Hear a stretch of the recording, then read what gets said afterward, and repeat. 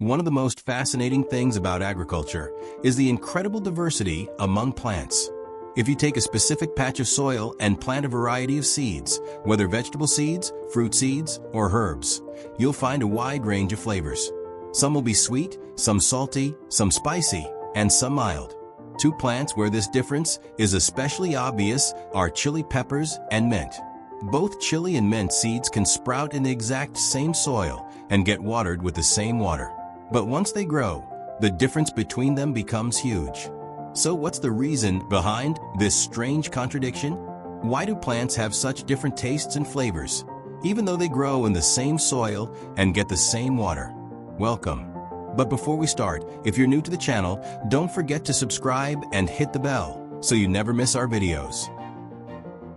If you try eating a piece of red chili, you'll literally feel your mouth burning.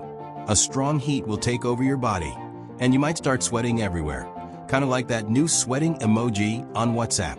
But if you eat a piece of mint, you'll feel a refreshing coolness, like the cool face emoji on WhatsApp.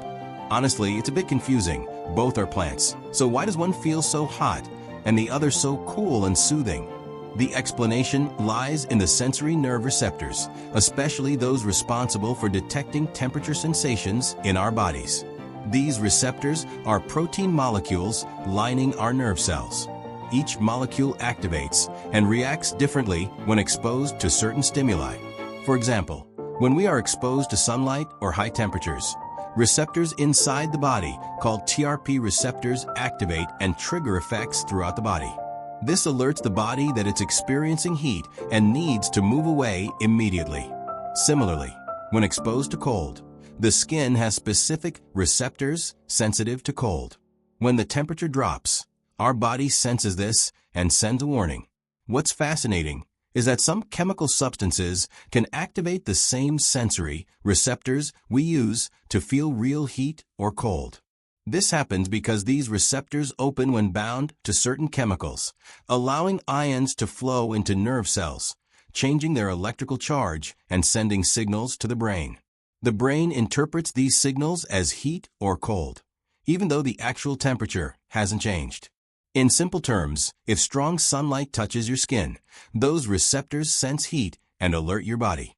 But surprisingly, even if you're not exposed to real heat, eating certain chemicals can trick these receptors into making your body feel heat.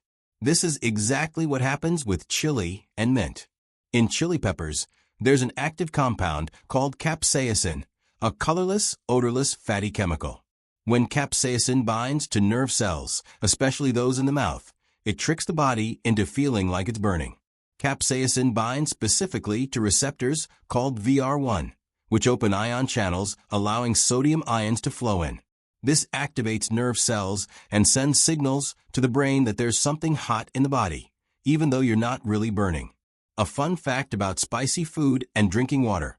Many people who eat something spicy rush to drink cold water, thinking it will cool the burn. But water doesn't help because capsaicin isn't water-soluble. It's better to drink milk because it contains a protein called casein, which binds to capsaicin and blocks it from activating nerve receptors. Sugary drinks can also help by preventing capsaicin from binding to VR1 receptors, reducing the burning sensation. Now, moving on to the cool feeling of mint. Mint contains menthol, a fragrant essential oil. Menthol binds to a receptor called TRPM8, which triggers similar signals, but results in a cooling sensation instead of heat. The ion channels open, allowing sodium and calcium ions into the nerve cells, changing their electrical charge and sending signals to the brain that you're feeling cold. It's like you drank a glass of iced water. So that's why we say some foods feel hot and others feel cold. Now here's a final question. Do compounds like capsaicin and menthol only exist to give us spicy or cool flavors? Not at all. One of the main reasons these chemicals exist is actually to protect the plants themselves. Imagine these compounds are one of the main reasons why many plants haven't gone extinct. They use these chemicals as defense mechanisms.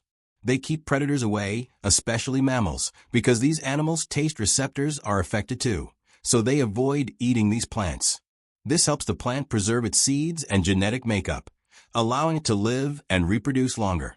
Research shows that plants containing chemicals like menthol and capsaicin are less likely to be eaten by animals.